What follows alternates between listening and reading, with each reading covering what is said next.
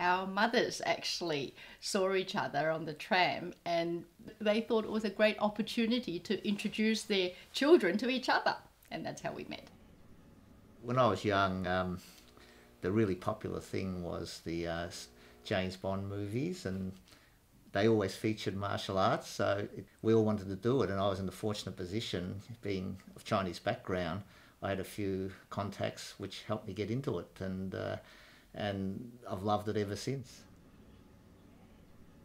One of my good friends used to wag school and go to the races when we were at high school, and he used to always tell us about it. I asked him who were the best trainers in Australia, which was the best at selecting a champion at the yearling sales. And then he told me Jeff Murphy by the length of the straight. So I said, oh, thanks very much. And I left, and he said, where are you going now? I said, oh, well, I'm going to get Jeff Murphy. And that's how we started. In the early 90s, we got out of horse ownership, but I continue to have a bet every now and again. My main betting was with Tom. And one day I spoke to Tom and I said, look, we've been out of horse ownership for a lot of years. Well, I wouldn't mind getting back into it. And your mum, I'd love to have a horse trained by your mum. And so Anne and I went up there, and we had dinner with Gay and her racing manager, and she was the trainer we were looking for.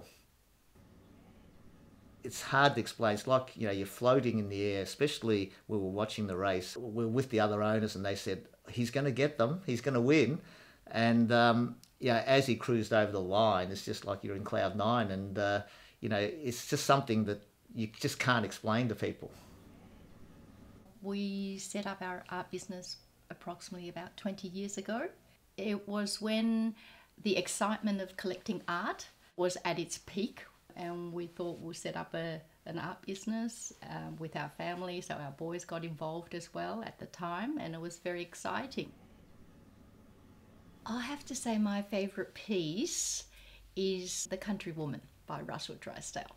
I love those colours. They're so vibrant, and to me they're just symbolic and representative of the resilience, the fortitude of people in general from the outback. The painting I like is the Sydney Nolan Kelly 1964. I've always been a fan of Sir Sydney Nolan's. I love his work. I just think that he's unconventional, and he's innovative. He introduced folk heroes that became a part of the landscape and became iconic for Australian art. And he's probably the only well-known Australian artist internationally. Another one of my favourite is Sydney Nolan's Chinese landscape. It's just so amazing because he's even done the mountain with a hole in the centre. It's just so exciting and fabulous for me to see that. So as soon as I saw it, I fell in love with it. And those peaks, there's nowhere else but the Guilin Mountain that would have those peaks. And I just love it. David Bromley is quite a good close friend of ours. We're actually donating the proceeds from one of his works, Boy and the Dog, to Half the Sky. They help out orphans in China, setting up orphanages with love, tender and care. Not just food and water, but with love.